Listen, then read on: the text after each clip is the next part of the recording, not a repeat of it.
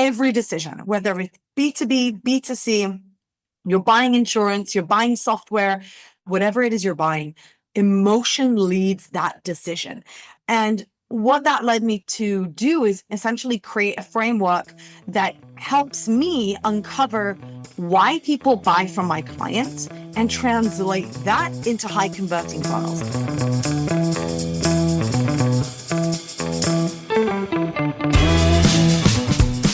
Welcome to the Agents of Change, the podcast experience you've been waiting for your entire marketing career. Search, social, mobile, AI, blockchain, and neuromarketing. These are the Agents of Change, and so are you. Digital marketing success awaits, and your transformation begins now. Welcome to another Agents of Change podcast. The podcast is here to help you reach and engage more of your ideal customers online. My name is Rich Brooks. I'm your host. This is episode 580, powered by Flight New Media. Because let's face it, running a business is a lot, and you don't have to go it alone. Whether you need help with SEO, paid ads, branding, or building a website that actually works, my team here at Flight New Media has your back. We've been helping small businesses grow since the late 90s. Just head on over to takeflight.com or theagentsofchange.com, or reach out to me personally, because I am the Rich Brooks on every social media platform out there, and I'll get right back to you. One of the recurring themes on this podcast is that people are not rational. I mean, you are, and obviously, and I am, maybe, but the rest of humanity? Complete lunatics, am I right? Or more accurately, people are emotional. We're driven by emotion, and then we use our brains to rationalize our behavior and decisions. If you are crafting marketing messages that rely on your prospects being rational creatures, it's going to be a tough slog. So today, we're going to delve into emotional targeting to improve our conversion rate optimization. Before we get to that, do you have any plans for August 24th through 26th, 2025? If you're free, you should join me at CEX, the Content Entrepreneur Expo in Cleveland, Ohio. Put on by my good friend Joe Polizzi, one of the nicest guys in content marketing. I'll be putting on a 3-hour workshop with my new buddy, Malia Khan, all about how content marketers can leverage AI for better, higher performing content. You can even save $100 if you just use the code AOC100 when you register at cex.events. That's cex.events. You could try saving $1,000 with promo code AOC1000, but I'm pretty sure it won't work. There's some more information and the link in the show notes, so be sure to check that out. Now it's time for our interview, so go grab your hankies and let's get emotional. My next guest is the founder of Get Uplift, the CRO agency, high-growth brands like Bitly, Sprout Social, Teamwork, Thinkific, and Cato Networks turn to when they want to optimize their funnels and create experiences customers want to convert to. Using customer-centric methods and emotional targeting, she and her team generate more leads, sales, and ROI for clients. She's been invited to keynote on hundreds of stages, such as Google, MozCon, Growth Marketing Summit, Product Hackers Conference, SMX, and many, many more. It was recently listed as one of the most influential experts in conversion optimization. In fact, I discovered her when ChatGPT recommended I reach out to her and get a quote for an upcoming article. So she's the real deal. Today, we're going to be answering your most pressing conversion questions with none other than Talia Wolf. Talia, welcome to the program. She's giving serious jazz hands if you just listen to the audio on this. All right. It's great to have you here. And just kind of want to start with how you got into all this. What was your journey like that you became this conversion rate optimization expert? Because I don't remember seeing that on any of my college syllabi. Yeah, that's such a great question. And I think the honest to God truth is I stumbled into it. So there's no hero's journey.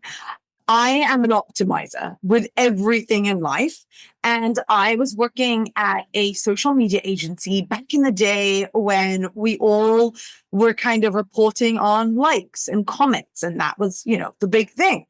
And one of the biggest things that I was focused on was conversions. Now, I didn't know that's what I was focused on, but my role was driving traffic. And I started asking questions like, hey, client of mine, Are you seeing any sales from this traffic that I'm sending to you from Facebook, from YouTube, Twitter, from LinkedIn ads? What are you seeing?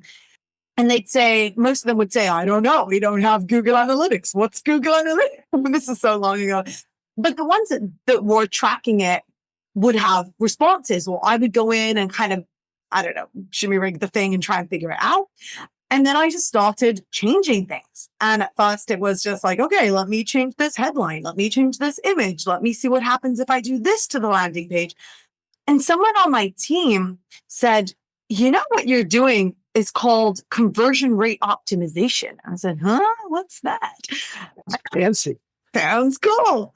So that really is where my journey began. And from that, I got really into it and then worked in an agency and kind of led that agency for conversion optimization, and then started Get Uplift, which is now 9 years, my own conversion optimization agency. So that's kind of, stumbled upon it, discovered it was a thing. Back in the day, there were only 2 companies doing this. Now every other person says they do it. And in the past, you'd ask, I'd have to explain to people why they need to do it. Now I have to say why they're doing it wrong and how they should be doing it. So why? Well, and one of CROs, conversion rate optimization, for a lot of people who are just getting into this, feels like such a technical, cold, analytic type term. And yet your approach to this is you've got a framework called the emotional targeting framework, which feels much more touchy-feely. So can you kind of talk, and not in a bad way, can you kind of talk to us a little bit about, walk us through what that emotional targeting framework is all about? Yeah, 100%. So you're right. Conversion optimization is usually viewed as a tactic and kind of like an additional thing that you have to you have SEO, you have PPC, and you also have conversion rate optimization. And when people think about it, you think about, okay, changing a call to action button, changing the hero image, reducing a form field. And we think about it as changing elements on the page. And honestly, that's how I started out too. I change elements on the page. But what I quickly found out is that this would not produce the results that I needed, not for myself, not for my clients.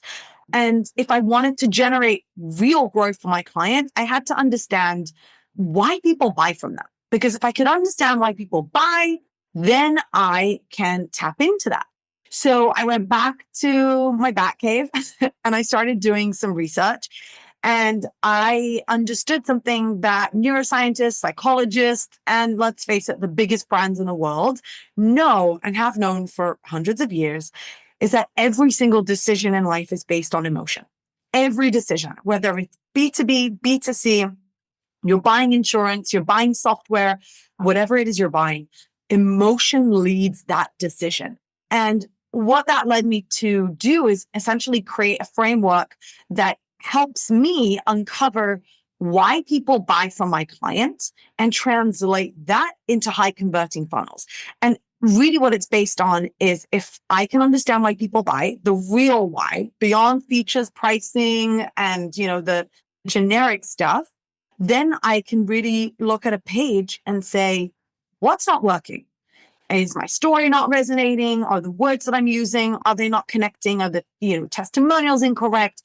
What are we doing here that isn't resonating on an emotional level for our customers? And then you can optimize it. Because really, I would say that the hardest part about conversion optimization isn't finding the leak and it isn't launching the test. It's knowing what changes to make.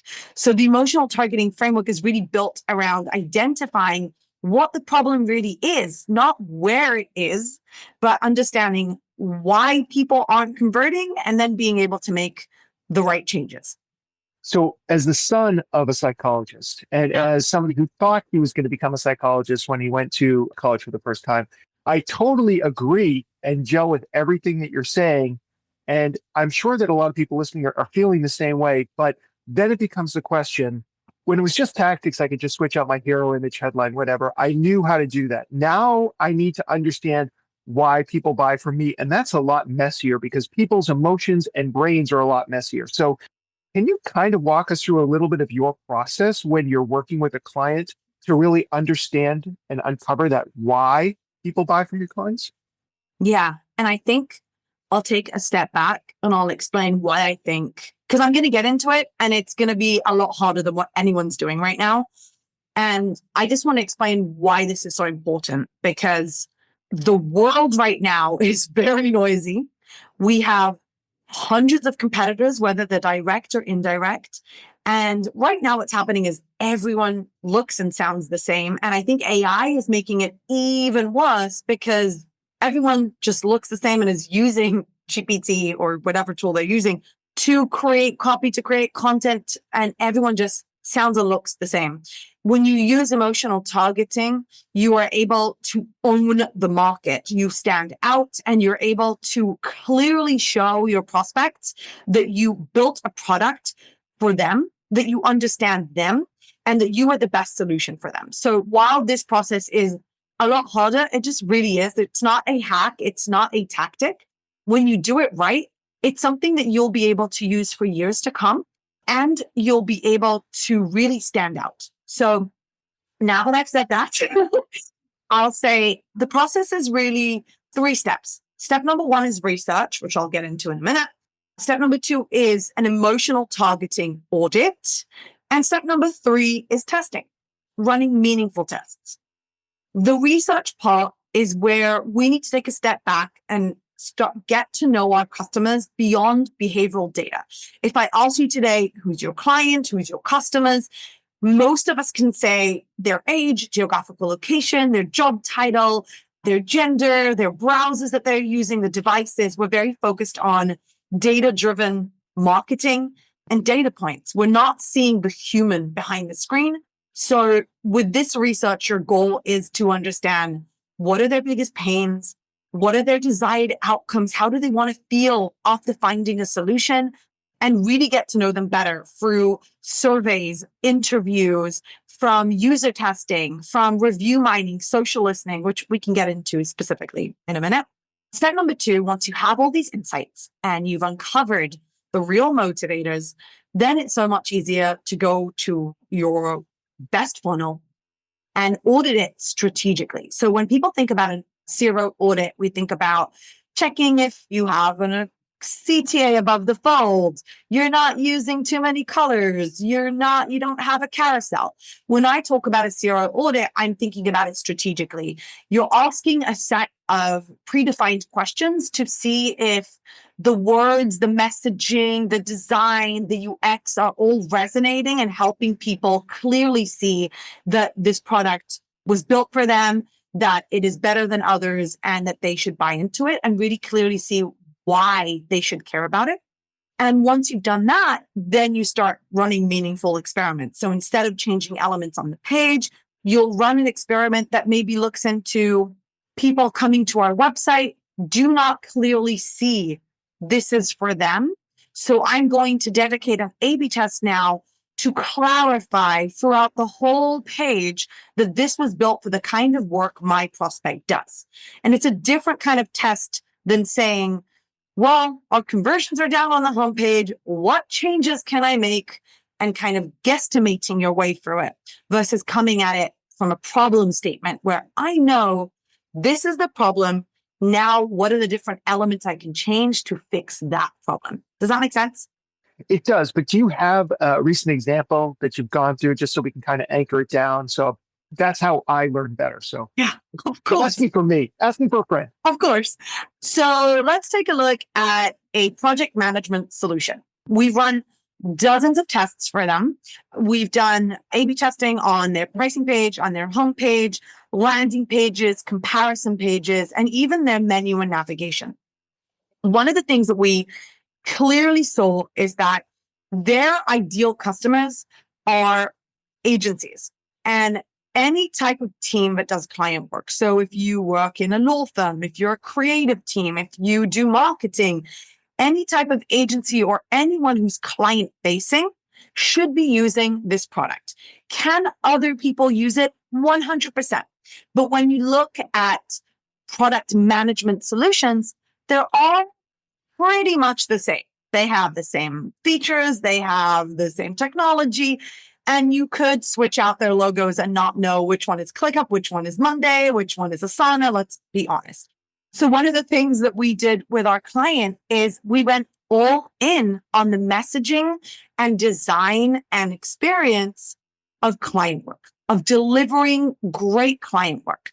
So for example, on the homepage, we started talking about the type of things that they are trying to achieve. And we showed them, we paired the features that they have that a lot of other companies might have with how it helps them as agency owners or project managers or product managers. And we did the same on their comparison page. One of the most interesting things that we did with the comparison page is that when you look, everyone's comparing. No one's just looking at you in isolation. When prospects come to your website and they start a free trial, they are also trialing 2 or 3 other products at the same time.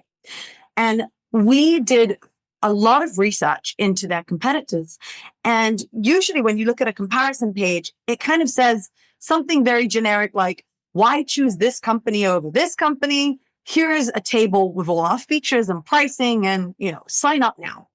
What we did is we pointed out, we took a page that was about 500 words and turned it into a 3,500 word page and went deep into, look, this company says it does this, but it actually costs a lot more. You're saying that you need this and this. They say they do it, but actually they do a lot of upsells. And we started pointing out a lot of things. We also started highlighting testimonials from people that made the switch. So everything that we did on this page was adding more context into why people that do client work should choose this company versus its competitor.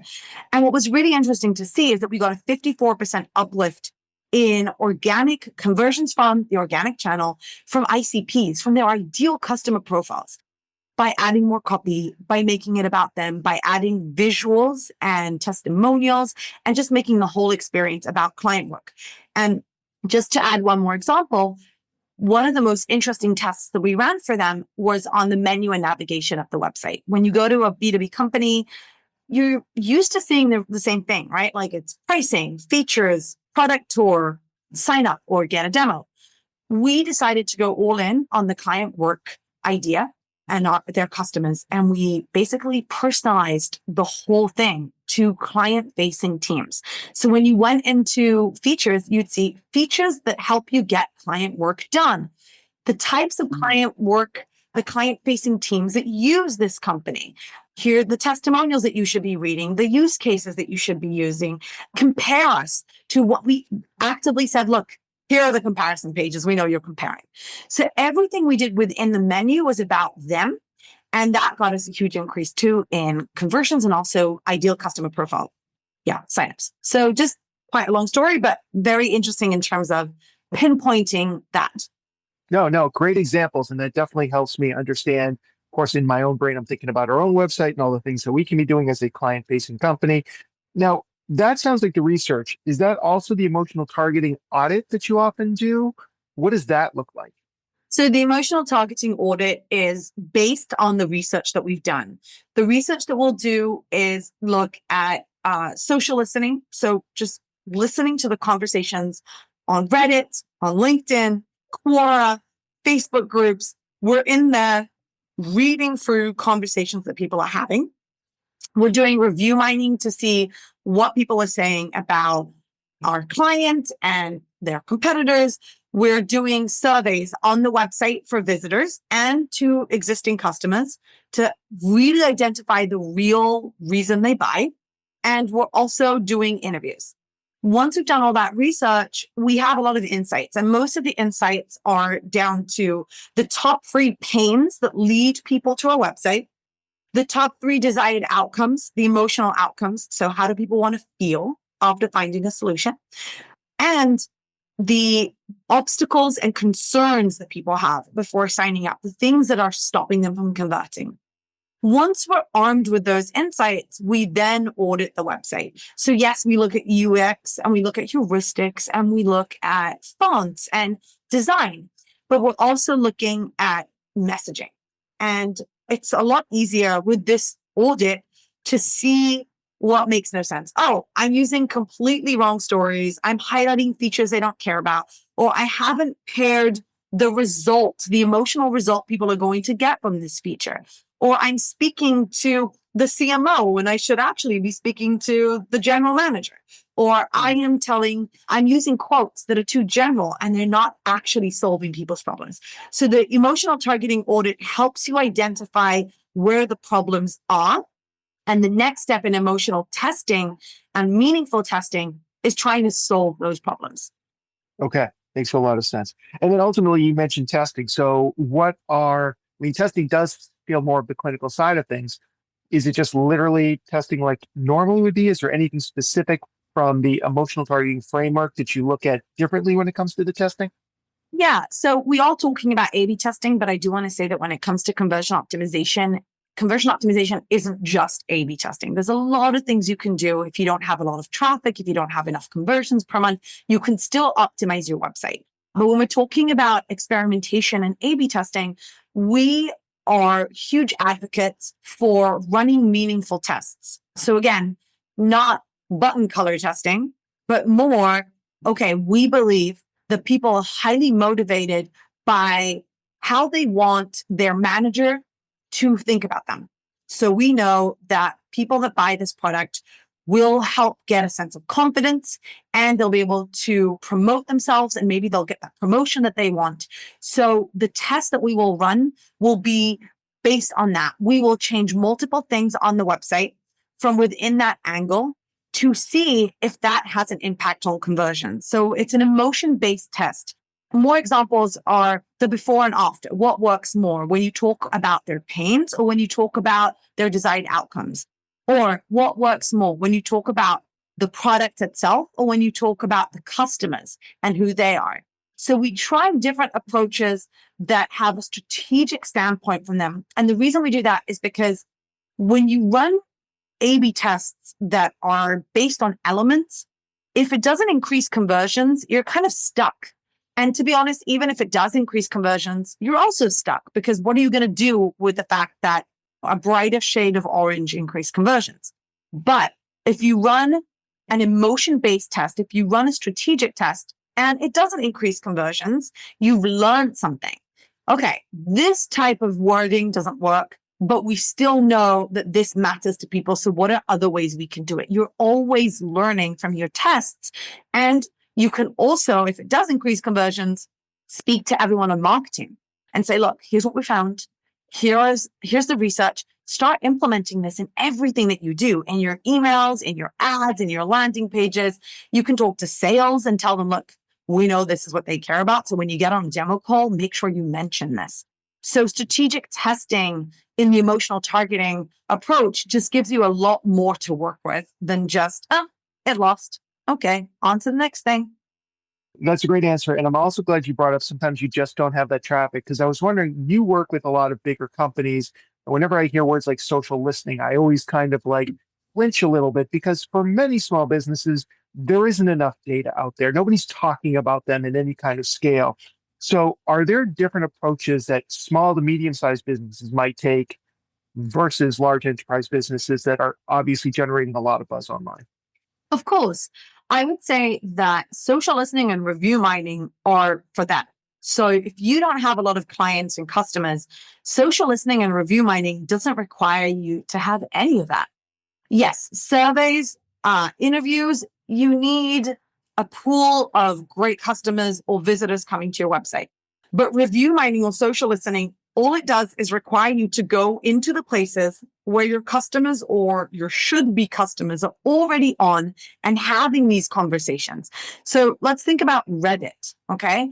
We found through dozens and dozens of hours of research that almost all of our clients get chosen at some point through Reddit. If you Google anything at this point, a Reddit thread will come up, and you'll kind of scan it and you'll look at the different things in Google and you'll click through to Reddit, because Reddit has been able to brand itself in a very good way where everything on Reddit is true, because it's real people having real conversations, and you can't really do marketing on Reddit.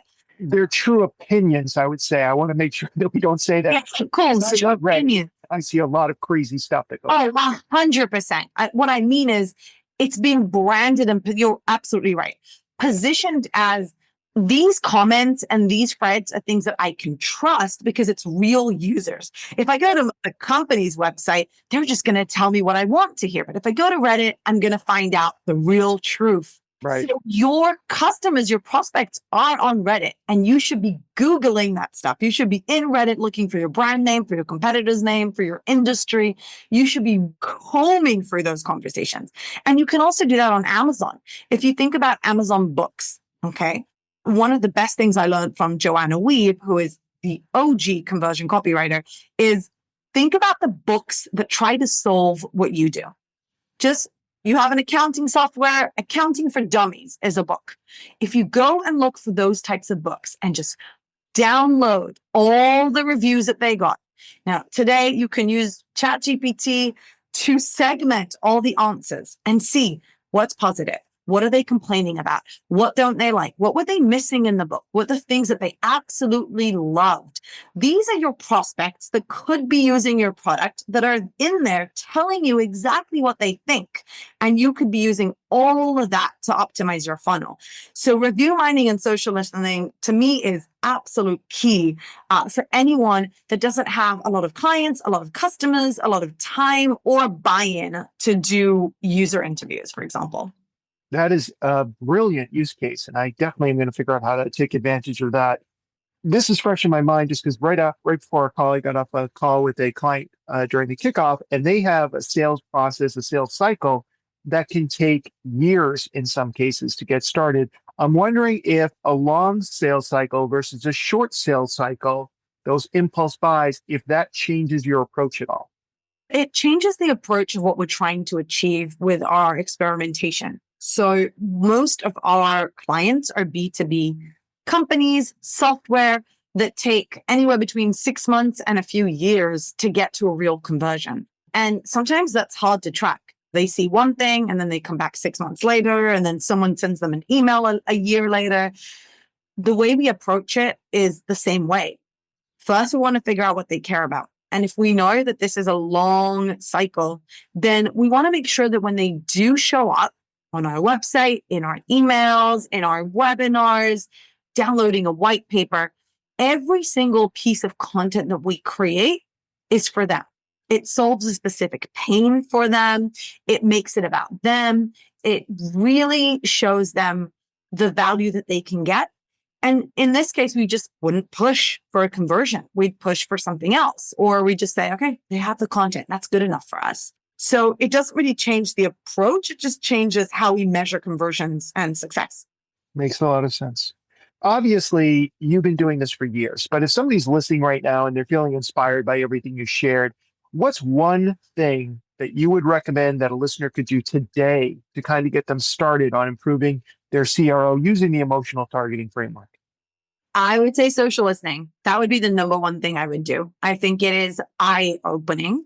I would comb through Reddit. I would comb through Facebook groups. And then what I would do is I would go to my website and say, okay, is any of this stuff, right? Any of this stuff on my website? What was the one thing that was a repeating theme that you've seen in conversations, in Facebook groups, on LinkedIn, on Reddit? Have you even mentioned it? Is it anywhere on your website? That could be something that you could optimize for. So social listening is key for sure. Awesome. Talia, this has been brilliant. If people want to learn more about you, more about your company, where can we send them online? So the company is Get Uplift. So you can go to our website and get a ton of free content. Also follow me on LinkedIn. And I have a book coming out very soon. Ooh. Oh, my first book. Really excited. So you can also grab that. Hopefully Awesome. soon. Talia, this has been brilliant. Thank you so much for your time. I really appreciate it. Thank you for having me. Hey, did you miss any of that? Do you need the full transcript or the show notes or maybe some of the links that Talia shared with us? Heck, do you need the link to the CEX website so that you can use the discount code AOC100 and book your time at CEX? Don't worry, because we got you covered. All that information and more is at our website at theagentsofchange.com/580. I love talking to Talia. She's smart, funny, and did I mention smart? When we rebooted our Agents of Change brand, we added Neuro as one of our Agents of Change. And that's because no matter the channel, the platform, or the vertical, we are selling to emotional, irrational creatures. The more you understand what makes your audience tick, the more likely you are to grow your business, online or off. And that's what it takes to become an agent of change. Until next time, true believers. Don't miss another thrilling episode of the Agents of Change podcast. Be sure to subscribe on your favorite podcasting platform.